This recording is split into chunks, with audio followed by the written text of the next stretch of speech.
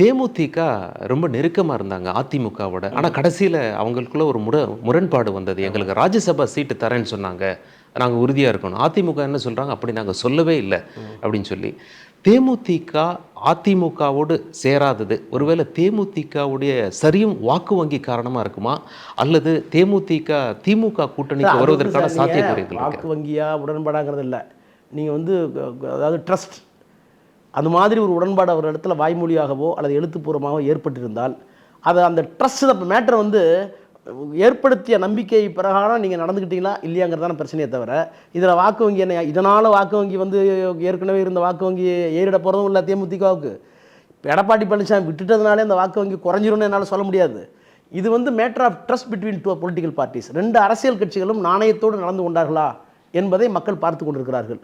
நீங்கள் உங்களுக்குள்ள ஒரு ராஜ்யசபா சீட்டுக்கே நம்பிக்கையாக நடந்துக்கலன்னா உங்கள் பேரில் எப்படி தமிழ்நாட்டு மக்கள் நம்பிக்கை வைப்பாங்க? நீங்கள் நம்பிக்கை சார்ந்த விஷயமா பார்க்கணுமே தவிர இது வந்து சதவீத கணக்கு பெறக்கூடாது. பாட்டாளி மக்கள் கட்சியில் ஒரு திடீர் குழப்பம். ராமதாஸ் வந்து தலைவர் பதவியிலிருந்தே அன்புமணியை தூக்குறேன்னு சொல்றாரு. அன்புமணி என்ன சொல்றாரு, இல்லைங்க பொதுக்குழு எல்லாம் கூடி ஏற்றிருக்கான், இது எலெக்ஷன் கமிஷனை வந்து ஏற்றுக்கிட்டாங்க, நான் தான் தலைவராக நீடிப்பேன் அப்படின்னு சொல்றாரு.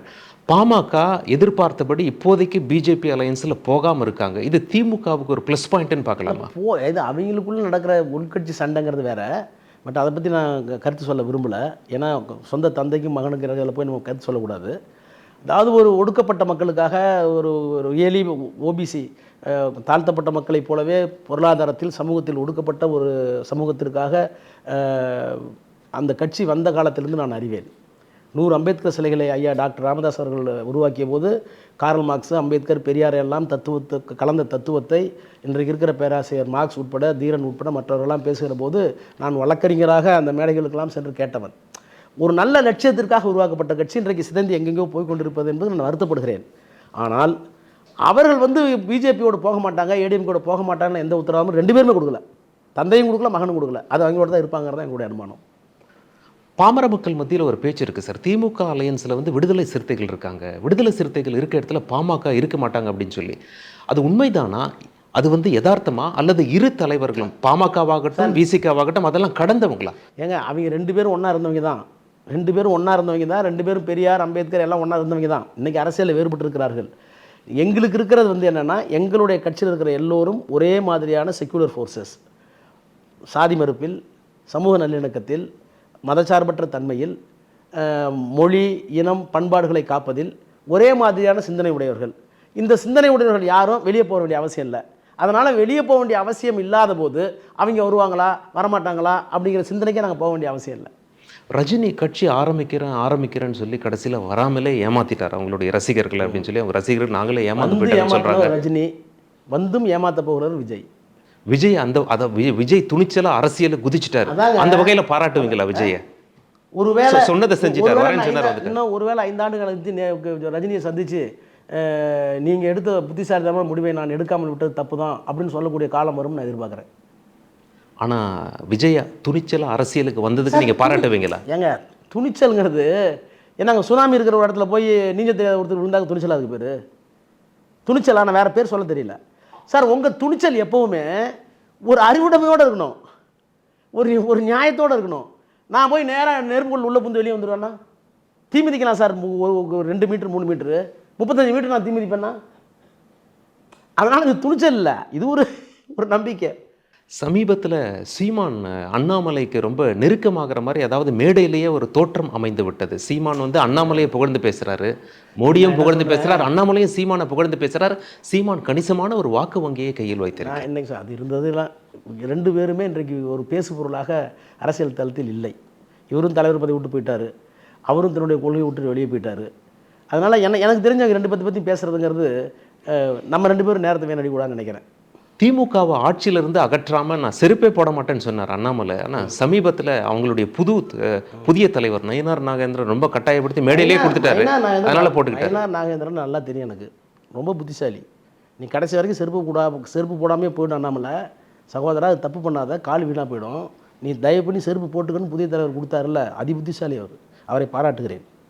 சமீபத்தில் திரு ஆர்.என். ரவி அவர்களுக்கு எதிராக உச்சநீதிமன்றத்தில் ஒரு தீர்ப்பு நாட்டையே திரும்பி பார்க்க வைத்தது. திமுகவுக்கு ஒரு மாபெரும் வெற்றியாக பார்க்கப்படுகிறது.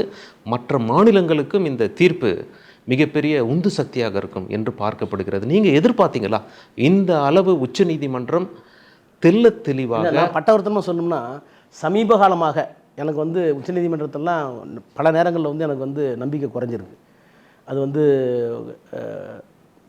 அயோத்தியில் ராமர் கோயில் கட்டுவதற்கு கொடுக்கப்பட்ட அனுமதியாக இருந்தாலும், குடியுரிமை சட்டத்திலே அவர்கள் கொடுத்த சட்டமாக இருந்தாலும், வேளாண் சட்டத்திலே அவர்கள் கொடுத்த தீர்ப்பாக இருந்தாலும், மத்திய அரசாங்கம் கொண்டு வருகிற எல்லா சட்டங்களுக்கும் நாடாளுமன்றத்திலே கடுமையான எதிர்ப்பு இருந்தும், கடுமையான வலிவான ஆதாரங்கள் எதிர்ப்பதற்கு வலிமையான ஆதாரங்கள் இருந்தும், 370 எடுத்துங்களேன், காஷ்மீருக்கு வழங்கப்பட்ட 370, இது எல்லாமே வந்து சுப்ரீம் கோர்ட்டில் உச்சநீதிமன்றத்தில் வந்து கேள்விக்குறியாக சேலஞ்ச் பண்ணப்போ அவர்களுக்கு சாதகமான பதில் தான் கிடைச்சது.